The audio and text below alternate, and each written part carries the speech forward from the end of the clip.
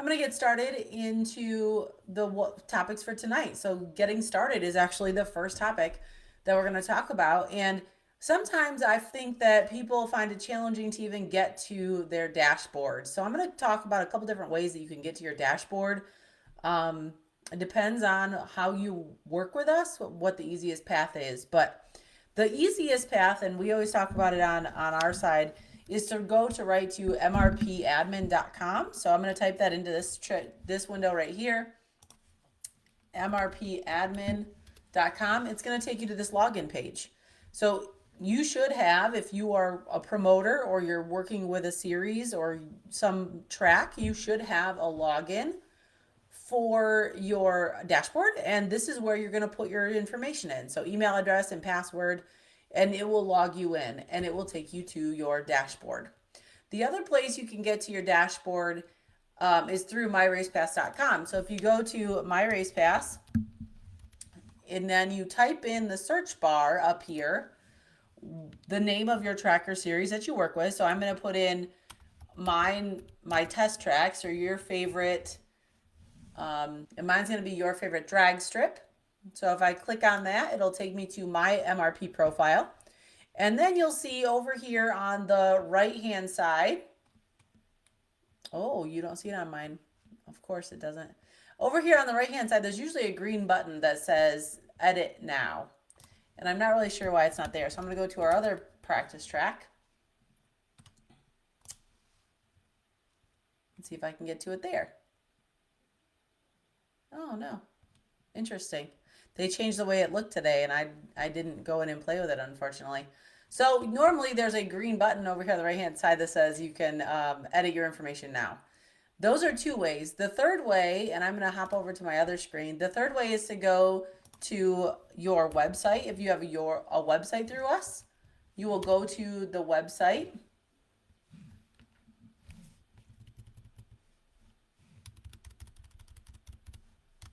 Like so. And then if you scroll all the way to the bottom of your website, down here underneath where it says Team MRP, you'll see a thing that says My Race Pass Management. If you click on that, it will also open your dashboard. So there's a lot of different ways you can get to your dashboard. I feel like the easiest one for myself is to go to that mrpadmin.com and it will log you right into your dashboard. So this is the dashboard that you get to when you first log in. And you should have a header image, or if you don't, you should probably add a header image here.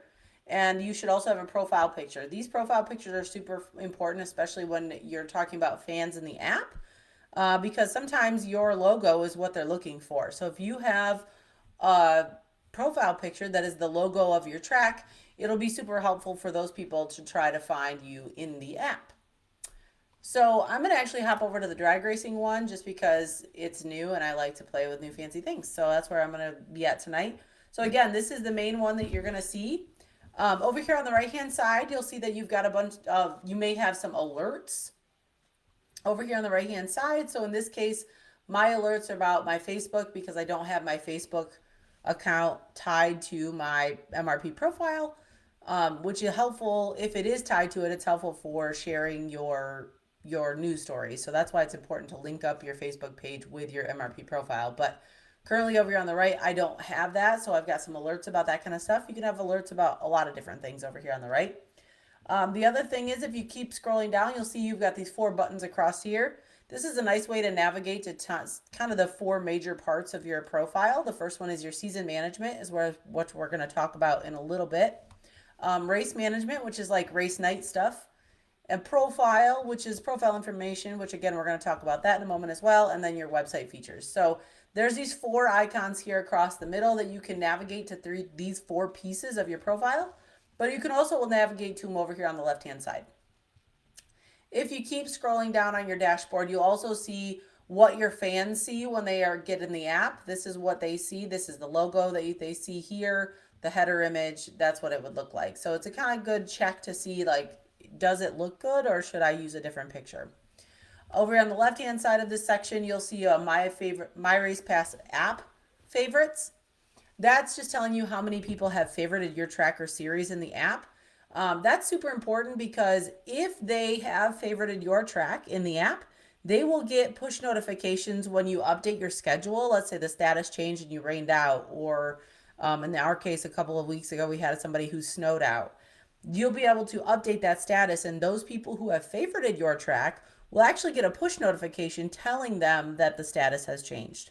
They also get push notifications every time you post a new news article. So if there's some information that you want to put out there and you want it to get to everybody who's favorited your track or series, you would want to make sure that they have favorited you, and then you send out a news article and they get push notifications about that updated information. So it's really nice to know how many people are favoriting your track in the app, because then you can actually push that out as a reminder to the people that come to your facility or come to your series events. Hey, don't forget to favorite us in the My Race Pass app. You'll get up-to-date information. So it's really good information to have for your fans. Moving down on your profile page or on your dashboard, over on the left-hand side, you'll see the subscription you currently have. We are on the partner plan on this account, and they'll tell you whether the status is up to date or not. I apologize. Over on the right-hand side, you'll see some rewards. Now, for drag racing, this doesn't necessarily pertain too much because we don't have the opportunity to do fantasy racing, but there are some rewards you could receive if you were able to, meet all the goals for this one. If you keep scrolling down, over here on the bottom left, this is one of my favorite features that we have. It's called the Sandbox. The Sandbox is really awesome because it's its own unique environment, but it actually replicates it's a direct copy or replicates your regular live environment, but it doesn't publish live. So if you want to play around with some different settings or go in and do a practice race or try out a different point scheme or a different pay scheme or whatever it might be, you can actually go into your sandbox, just like playing in the sandbox when you were a kid. You can go in and play around in there, and then it actually resets every Monday. So whatever you did last week won't be there anymore when you go in there this week. It's really nice because, again, it allows you to play around with stuff, but it doesn't actually affect your live environment.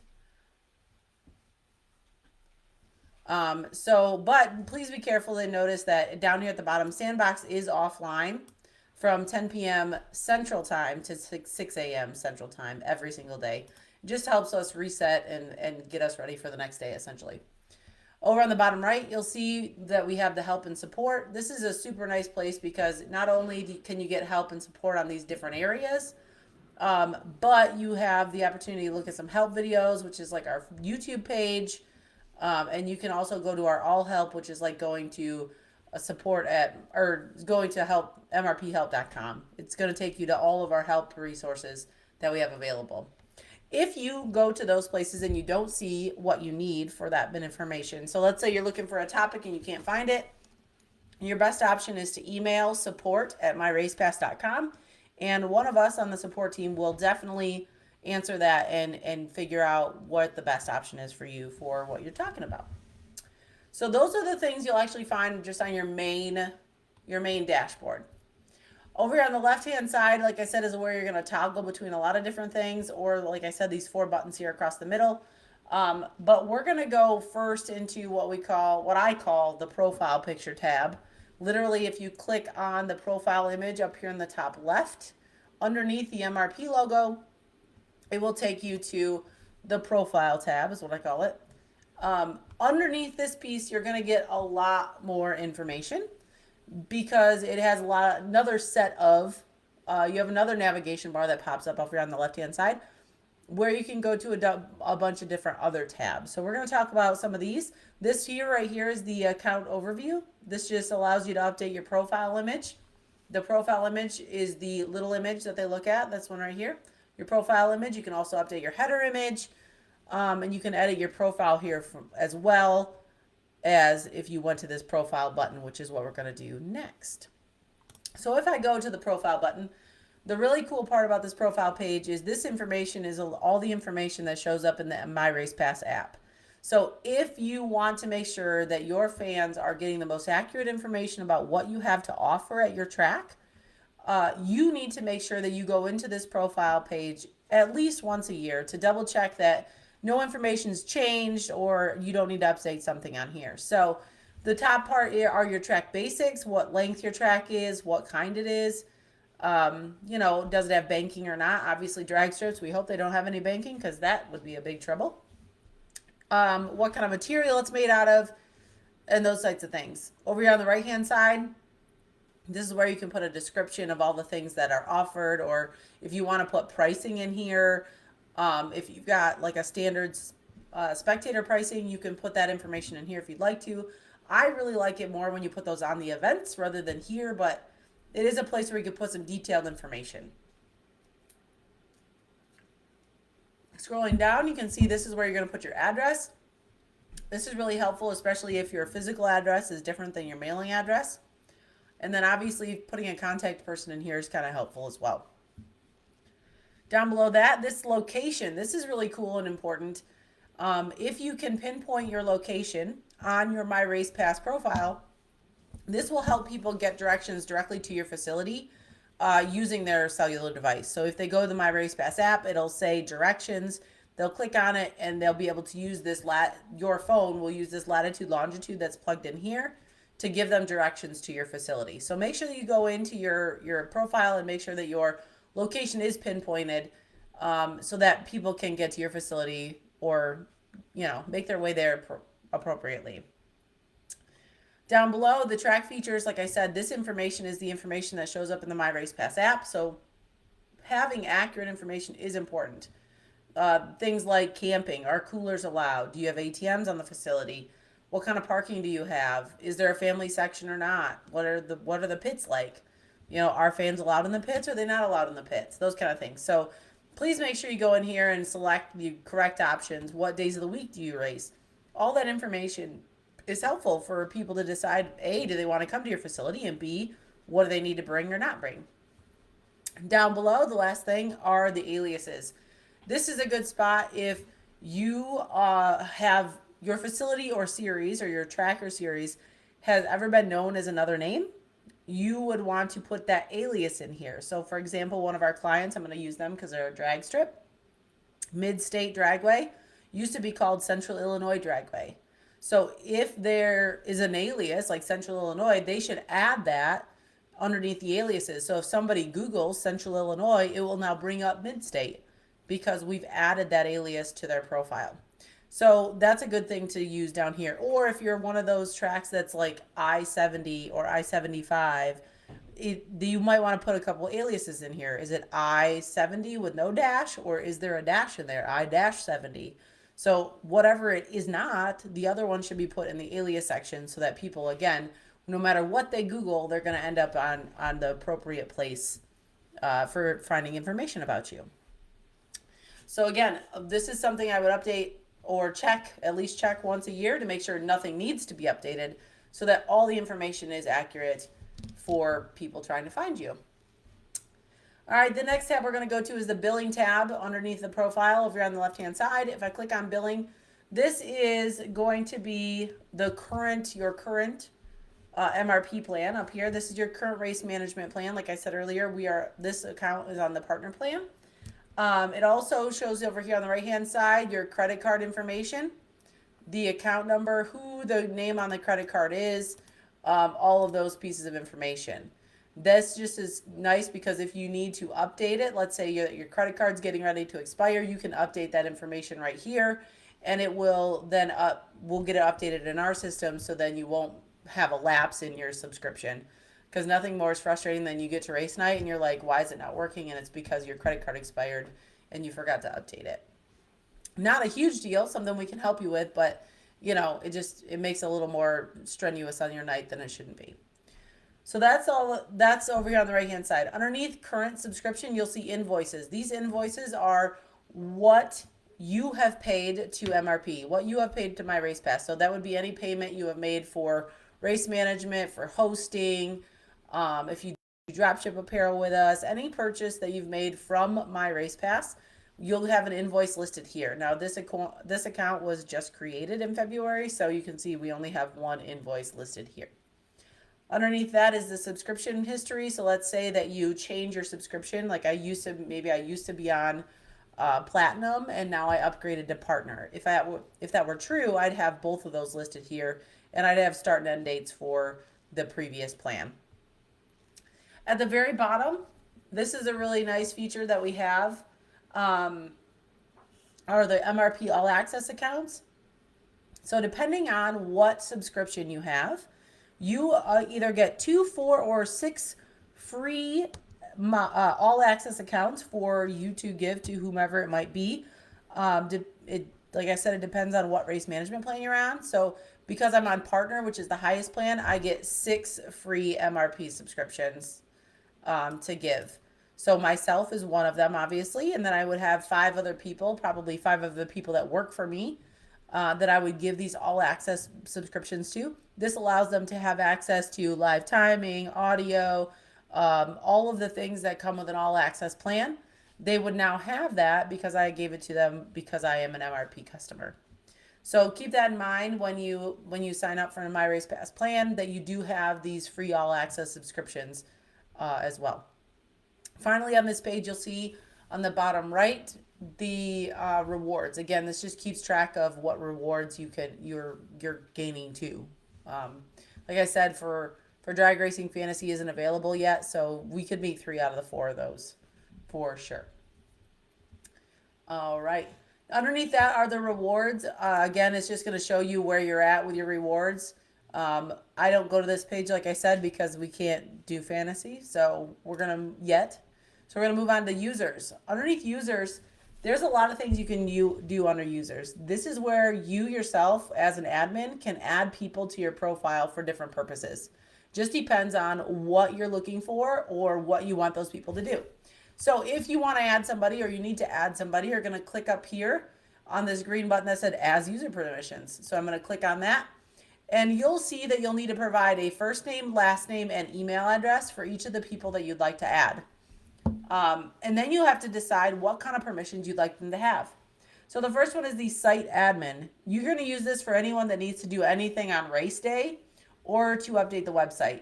So this is going to include all the permissions that are listed there, except for designer role. Designer role is only given to like our designers.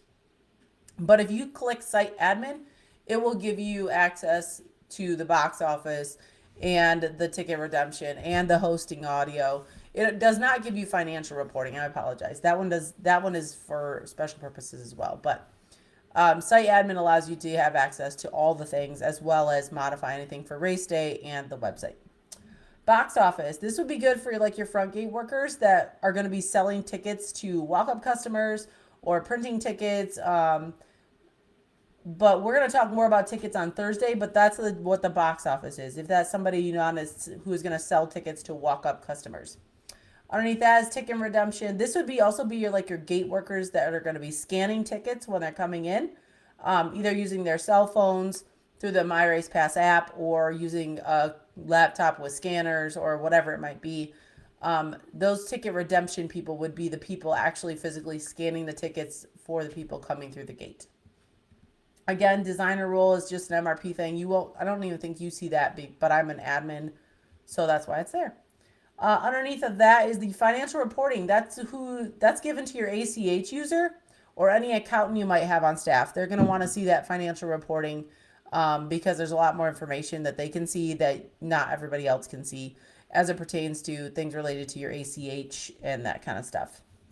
Lastly is your announcer audio hosting. You're going to give this to someone like your announcer because it gives them permission only to set up and run announcer audio. So your announcer doesn't necessarily need to be able to score anything, but you still want them to host the audio. So you give that to your announcer or whoever's doing your audio for the race that night. So again, put in first name, last name, choose what permissions. You can check more than one at a time. So if you want them to have box office and financial reporting, you can do that. Obviously, you can see there's little black pop-ups that come along with it, which is kind of nice as well. I'm going to get out of that. So lastly on this screen is the payments tab. These last 2 permissions and clear your cache, those again are My Race Pass stuff. So those are developer things. So you actually won't see those on your side. But last thing is payments. Austin always reminds everybody we do have two payment buttons in two different places. This payments button is different than the payments that we're going to talk about tomorrow. But this payments button is actually what we pay you via ACH. If you click on this, again, this one doesn't have an ACH set up for it. But again, if you are a financial reporting person on the admin side, you will be able to see this information. If you are not, you will not be able to see this information. But this is, again, this is what we pay you for things like tickets, registrations, apparel funds, anything that anybody purchases through MRP for your facility gets paid out through to you through an ACH right here, and you'll see it here. If you could see it, and I'm going to go to our other dashboard because we do have some payments on this one. You can see that there's a payment here, and it's got a date and an amount. If you click on the date, it will show you what that payment included. Okay, so here's all the broken down information of what was included in that payment that was sent to your favorite track. So again, they look like this, and you just click on the date and it will pop up the details of all of the individual things that were purchased. The drop down is the same thing. If you just click view, it's going to take you to that same window. I like that it's broken down by tickets, dropship apparel, registrations, and then fees. So you can kind of see what came from what part, essentially. And that's it for this, what we call the profile tab. So next up is going to be the bigger chunk for us tonight, which is the season management. Inside of season management, there's a lot of different things we're going to be able to do. So, pardon me. The first thing we're going to do is click on the season management tab, which is these little calendar one over here right underneath the profile image. So if I click on that, that's going to take us to our season management. Again, it starts out on this overview page. And what you're going to see is whether you've got a season or not. So for most of you, you've already started. So you've got some kind of season in, if it's 24 or 25. But if you don't have a 25 season created yet, if you look up here in the top left, you'll be able to see what season you're in right now. Obviously, I'm already in 2025. If you click on that, it'll bring up a drop down and you can create a new season. When you create a new season, you're going to give it a year and you can rename the season if you'd like to, and then give it a start and end date. Obviously, it's default to January 1st to December 31st of that calendar year. When you say add, then you're going to get to this screen. Now, obviously, when you get to the screen, these checkboxes will not be green, but that's what we're going to solve. So from here, you're going to go to the config tab. Config tab is where you're going to add your season classes. It's going to be really important for us to talk about this tab because in drag racing, we have a lot of different classes depending on what event we're running. So you can always come back to this tab day of, if you even need to add a class that maybe you had forgotten. So on this tab, this is where you can still update or change any season information. Up here at the top, you cannot change the year, but you can change start date, end date, and the title. Is you also want to add any season tracks if you have different ones that come. It doesn't necessarily affect any kind of track, but for series, you'll need to add your series, the tracks that your series goes to, you'll have to add those here. You click add track, and then you can go to more tracks and then look for those tracks under all tracks. For tracks themselves, you're going to want to add series. If you have any traveling series that come to you, like Midwest Drag Racing Series, I know that they're a client of ours, you'll have to add the series to your season. To do that, you click add series, and you'll go to more series, all series, and then you're going to start typing the name of that series. So Midwest Drag Racing Series, you'd click on that, and then you would click add, and it would add it to your season. So then it would show up like this, and it would have a class listed underneath of it as being the class of that series. That class will automatically be added to your season. You will have to add any other classes that series comes with to your season as well. So if you scroll down further, you'll see your season classes. Season classes are awesome because you can add as many as you need. There's no limit to that. So let's say I added my 8 classes that I had for the season, but I forgot one. If I click add classes, it will originally show up with the classes that you've used before, but obviously I have used all of these in this season already. So I'm going to click more classes, all classes, and then you can go in and choose the type of class you're looking for first. In my case, I'm going to be looking for drag racing. Okay, so I'm going to click drag racing, click next, and then you'll get this very long list of classes. Go through this list and try to find find the class that matches what you're trying to add. If you don't see it, please again email support@myracepass.com and say, hey, I need this class added, and give a description of what kind of class it is, and we will find one that works for you for that specific class, or we will add that class for you as well. So again, we have a very long list of things. Let's say you're running some kind of diesel class. You can click diesel bracket. You could also scroll down, let's say drag top sportsman. That's just a top sportsman class. Drag is written in there because that's the type of racing, but that's just top sportsman. So let's say you need a top sportsman class or a top eliminator class or whatever it might be. You can select as many classes as you need, and then you click add. I'm actually going to add a test and tune to mine. So click add. And there you have it. Now here at the bottom now is my test and tune that I just added. Like I said, you can click as many classes as you need to in the first place, or you can go back in and add more classes if you need to later. So that's how you're going to add your classes. Like I said, you want to add your series first because, again, whatever class is attached to that series will automatically get added to your season, and then you can add your additional classes. All right. Let's see. Oh, if you are running any sanctioning body classes that run with My Race Pass, they will be under sanction classes. So I'm going to click add classes again, more classes, and you'll actually go to sanction classes this time. Again, for drag racing, the only sanction that we work with currently is IHRA. So if you clicked on IHRA, you would see all of the available classes for that particular series. But obviously you see there are lots of different sanctioned classes that we have, WSOTA, IMCA, and so on and so forth. So if you're not a drag strip, but you're in here listening along, those are the things that you can look for as well.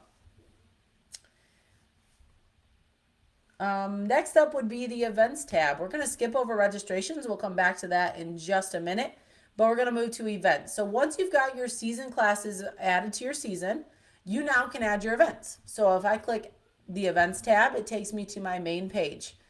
The first thing I'll want to do before I can add events is to add a schedule. Now you can see I've already added a schedule to this, but I'm going to add another schedule so you can see what that looks like. You're going to click add schedule. Here you can give this whatever name you want it to be. So I'm going to put something different in here.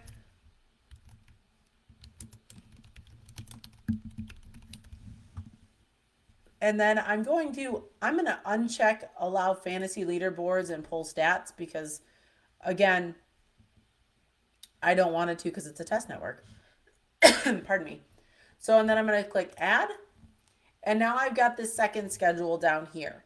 The reason I would add a schedule, multiple schedules, we'll talk about this later, is because maybe I've got multiple series running on the same night, or something I'm going to keep track of points in two different sections, quote unquote. Again, I'll talk about this in a minute, but that's why I would create multiple schedules. So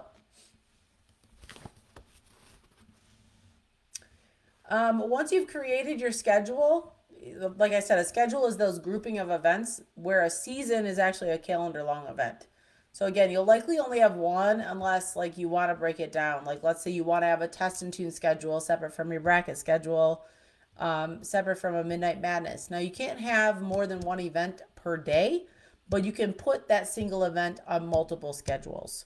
So then people can search your schedules for what they're looking for. If they're only looking for test and tune events, or if they're only looking for bracket events or whatever it might be. that's a good way to filter out what it looks like. And I'll show you what that looks like on the Your Favorite Track website in just a moment once we get an event added. So again, once we've created our season, or sorry, our schedule, you can go into that schedule and you can actually edit things to it. So to edit anything about a season or schedule that you've already added, you're going to click this edit button here down in the bottom right, and you'll be able to update anything you need to. What the name of what season it's attached to, the year, and or the name of that schedule. You can also add downloads to that schedule. Like, let's say you wanted to put a printable schedule at the top of your schedule. You can do that. You can add a download here, and then that will allow people to open that file or that flyer up, and they'll be able to download it or print it or whatever it might be from there. Um, so that's how you edit anything related to a schedule information. I'm going to click view events up here. And then you can see on this schedule, I don't have any events. So I'm going to click add events. And now I can choose 1 day, I can choose 2 days, I can choose 30 days. It really is up to me how many days I select at a time. But the nice part is when I get to that, you'll be able to you'll be able to add the information pretty readily as you go along.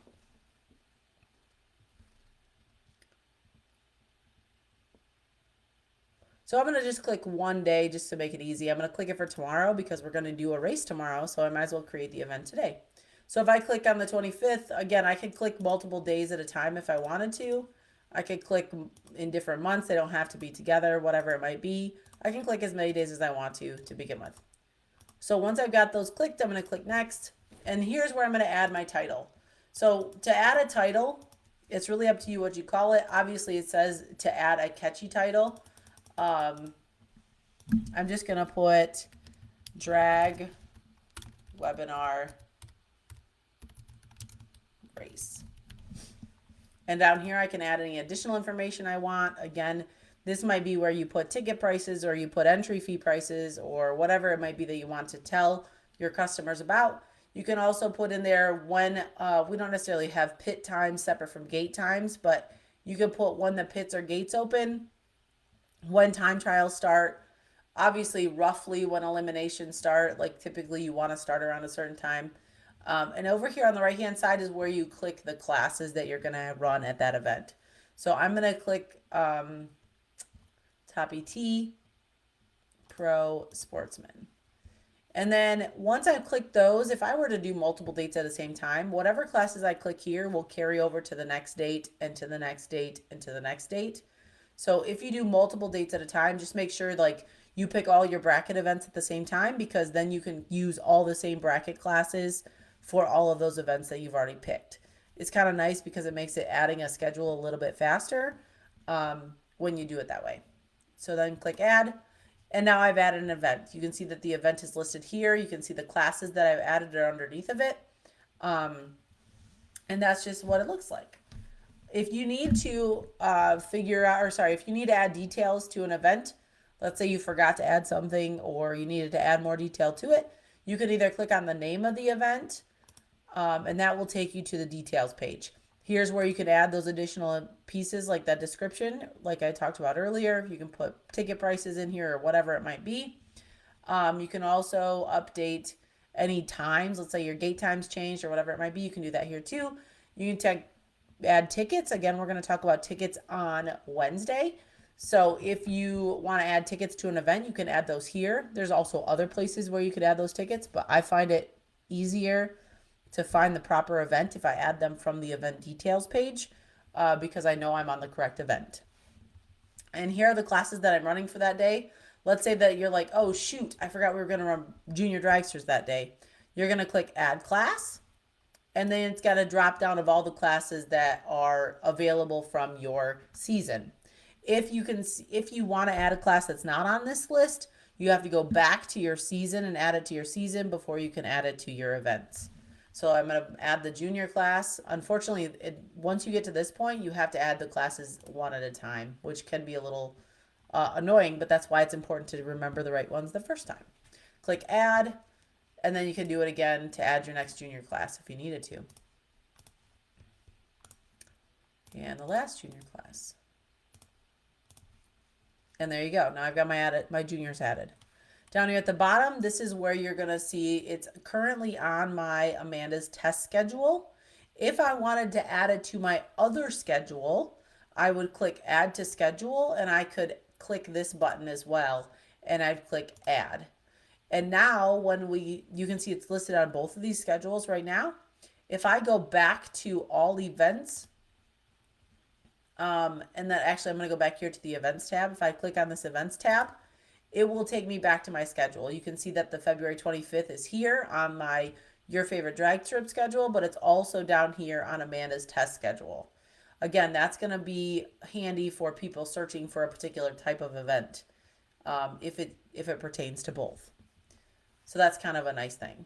One thing I forgot to mention, inside of the event description, inside of the event details, if you go to this page, at the very, no, I'm sorry.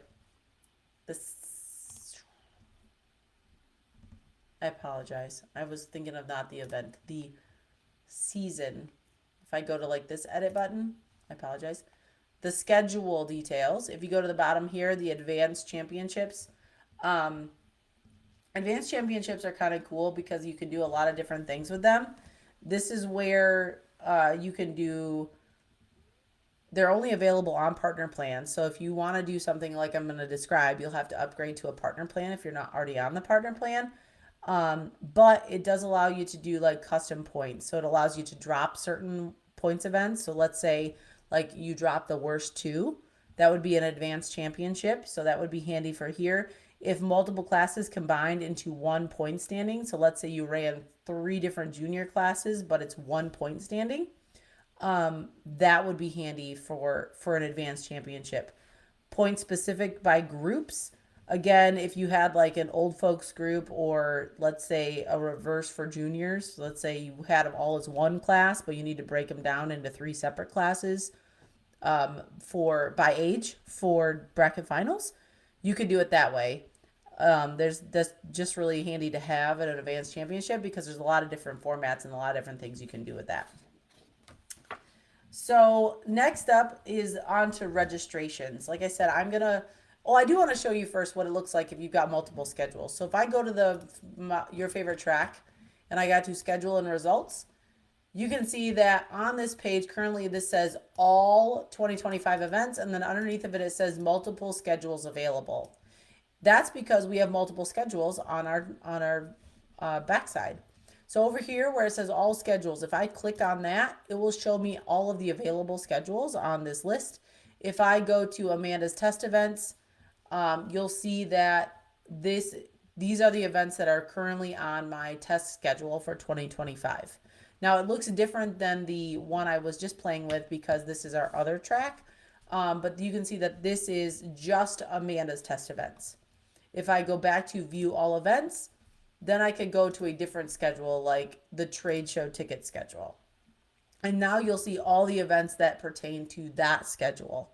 So like I was saying, if you have an event, like let's say you have a Saturday that is not only a regular bracket race, but you also have a Midnight Madness. You could have a bracket schedule and a Midnight Madness schedule, put that event on both of those, and then people can search for the specific schedule that they're trying to find. So it would say like Midnight Madness, and then it would only show the Midnight Madness events. So that's why it's kind of nice to use multiple schedules sometimes for us. So back over to the drag strip test track. The next thing we're going to talk about are registrations. I really like registrations. I think registrations can be super handy when used correctly. In the drag racing side, yes, it is similar to a tech card. We don't currently have any tech pieces to a registration. The registration is essentially a way for you to have people purchase their event entries ahead of time and provide you with driver information. It's really nice to have legible driver information, so that's why I encourage people to do online registrations. It's also really helpful if you're going to use us for points calculations, because if you can get them to use a yearly registration as a point sign up, it makes things a lot easier for you, not only to collect the funds, but also to but also to be able to keep track of it later on. And I'll show you what that looks like tomorrow, where you can narrow it down to just your points people, which is kind of nice. So if we click on registrations, it's the little helmet. You can see that I currently have one active event registration. Well, actually it's closed. Event registration. But what I'm going to show you is how to do a yearly registration and an event registration.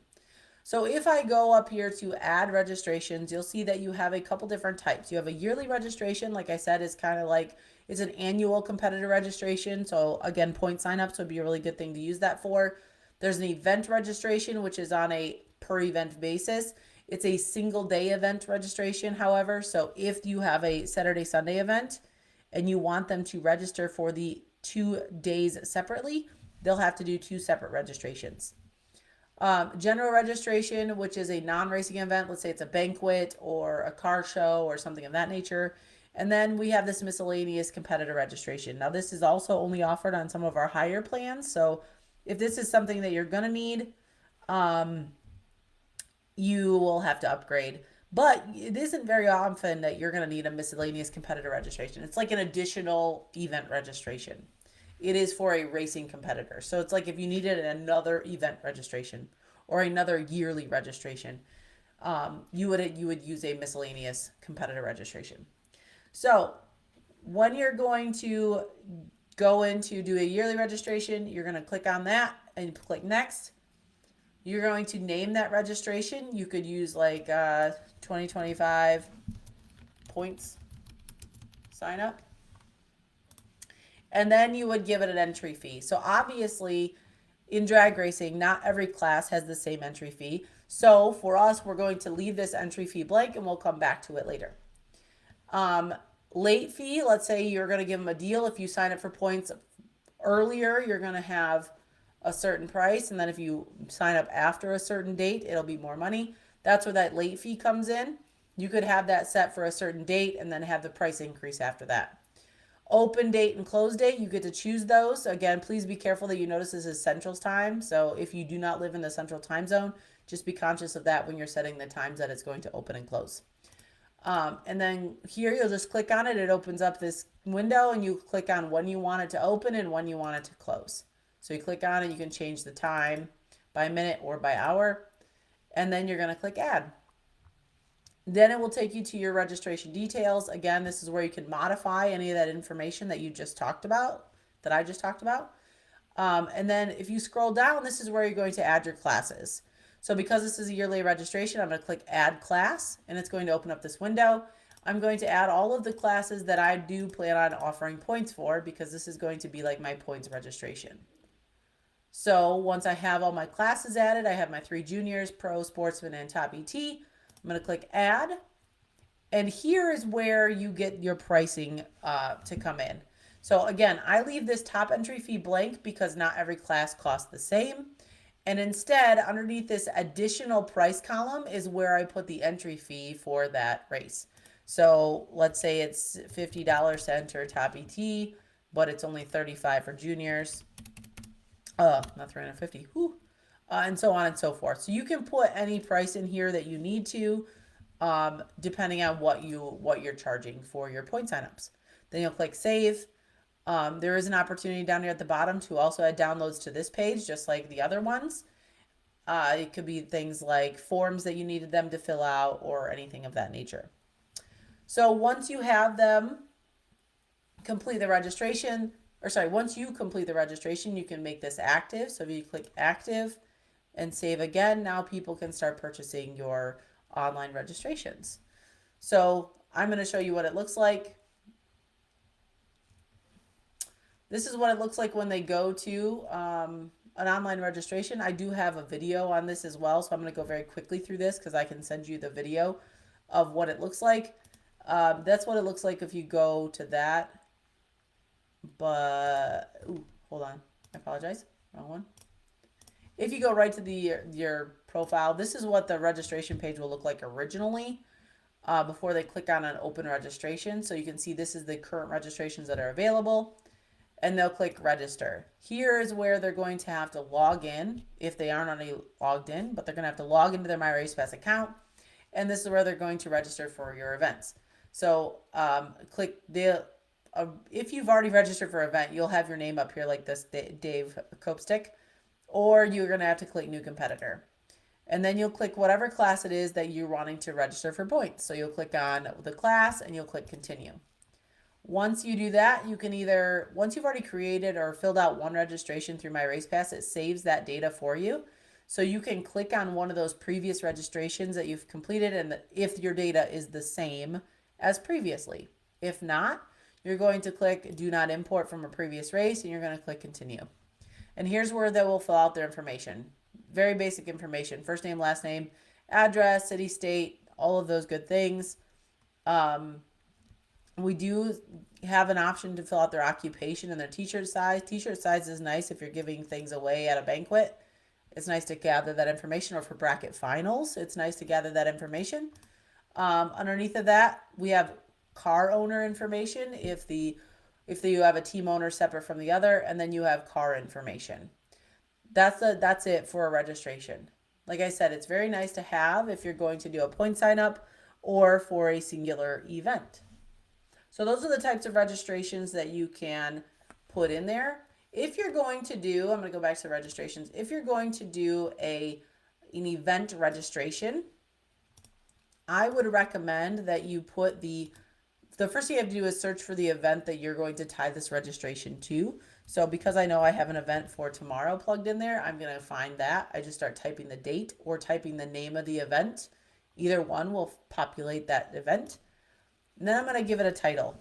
I suggest putting the date of the event in the title of your registration. So 2/25/25 driver entry registration. Again, I recommend putting the date up here because if you just have all of them named driver entry registration, and you have multiple open at the same time, people aren't going to know which one to click on for which event. So make sure that you add that in there. Again, I leave this entry blank because I'm going to add those to the classes later, like I did for the yearly registration. And then down here at the bottom is your payout type. We always recommend, and it's defaulted to payout after the event. The reason is that because we can do refunds if an event has to be canceled for any reason. So let's say you got rained out and you need to refund all of your registrations. If you get paid out after the event happens, we have the opportunity to pay out. We have the opportunity to handle those refunds for you. We'll talk more about that when we talk about tickets on Wednesday, but it's just a really great feature that we have that we can refund them for you. If you get paid out before the event happens, like the other option says, pay out week of event, if you get paid out that way, we cannot issue any refunds for you. You have to figure out a way to refund your customers yourself. So that's how you add an event registration. Obviously, this one has a date in front of it as well. So that's how you do registrations. Last thing I want to talk about. Actually, I think I'm okay. The only thing I do want to talk about is when you do an event registration, you do have to make it active just like you do the yearly registration. Don't forget to click this active button. When you do go into the registration details for an event registration, just like any other registration, you can change your payout type. So payout after the event, and I'm going to click save. You also can change the amounts for your classes. You can add those downloads. Like I said, you can also do this late fee. So here's the additional late fee. So let's say you want to make it $45 if they buy it early, quote unquote, and then it's going to be an additional $5 if they buy it after that date. So up until February 20th, which obviously is past, but up until that date, the late fee date, it's going to be $45. After that late fee date until it closes, it'll be $5 more. So again, that's kind of nice if you're going to give them a deal if they register early. It's really, really nice.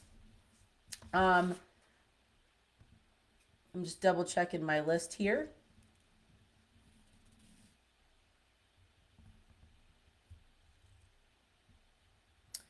Other than that, like I said, please don't forget to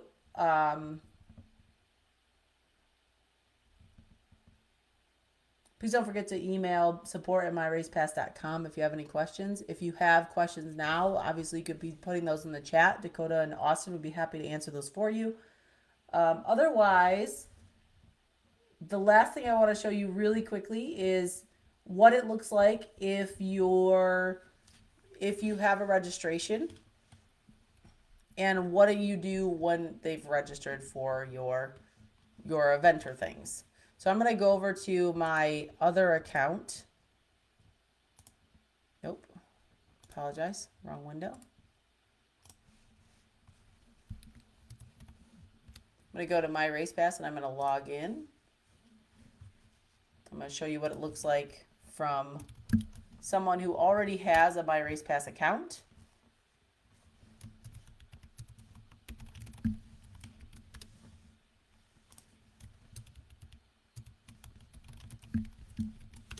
I apologize, I didn't already have this up and going.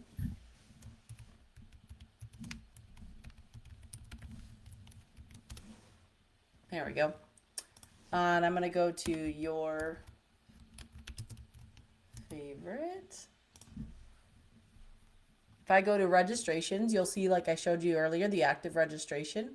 If I click register, now these are my two racers. I have Susie Baloney and Billy Baloney, so I'm going to choose Billy. He's going to be running the 1190 class of juniors, and I'm going to continue. And you can see it pulls up all of Billy's previous registrations. You can see none of these are for a junior class, so but I am going to import them. So I'm going to click one that I've done previously, click continue. You can see that it pre-populated Billy's information in here because he's already done this once. So I can continue on doing this. He obviously does not have a Ford Pinto. We're going to say this is a junior dragster. Just going to half scale. It's got a Blossom engine in it. And his sponsors are Mom and Dad.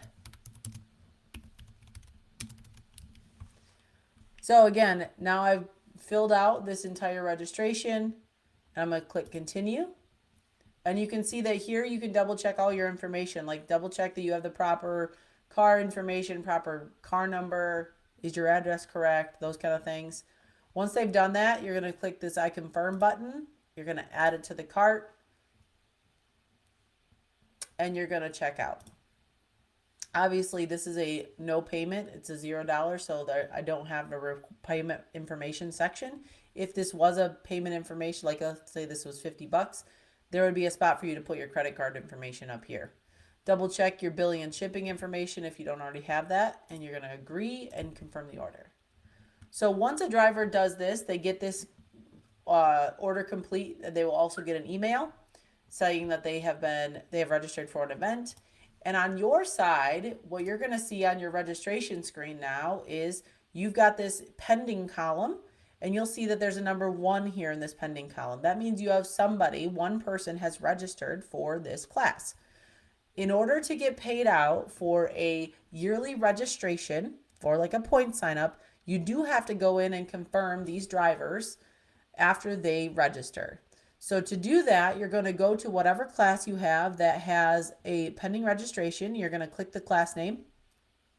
And you can see that there's this confirm button right here. So you can see that it's been paid. You can see the check mark. And so you're going to click confirm. And you're going to double check that you have competitor information.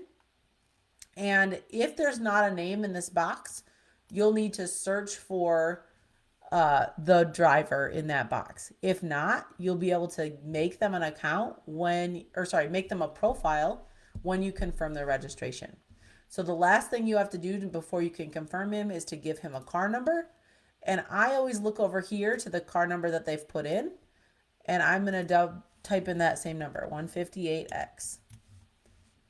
And then you can push confirm. Allow duplicate entries would allow somebody else to also have this car number. So obviously we do not want to check that. And all forms would be if you were looking for a W-9 or something as well. You could say, yep, he's turned in all of his things. He's good to go. And you're going to click confirm. Now, when it comes on Monday, because we pay out every Monday, so if you've confirmed them before Monday morning, you will get paid out for this registration because you've confirmed it. So that's the last thing I want to talk about tonight. Like I said, hopefully this helped some understand about setting up your season and how to do some registration stuff. Tomorrow we will talk about points and pay. Like obviously points is the next thing here, and payments. This is the payments that you're paying your racers, unlike the other payments tab. We're going to talk about points and pay tomorrow because that's kind of part of a race night situation. So tomorrow we're going to focus on start to finish. What does a race day look like? What does it look like to add racers to a race, and the whole 9 yards. So if you have any questions before that, again, please email support@myracepass.com. Otherwise, I hope to see all of you back tomorrow to learn more about the drag racing side of My Race Pass.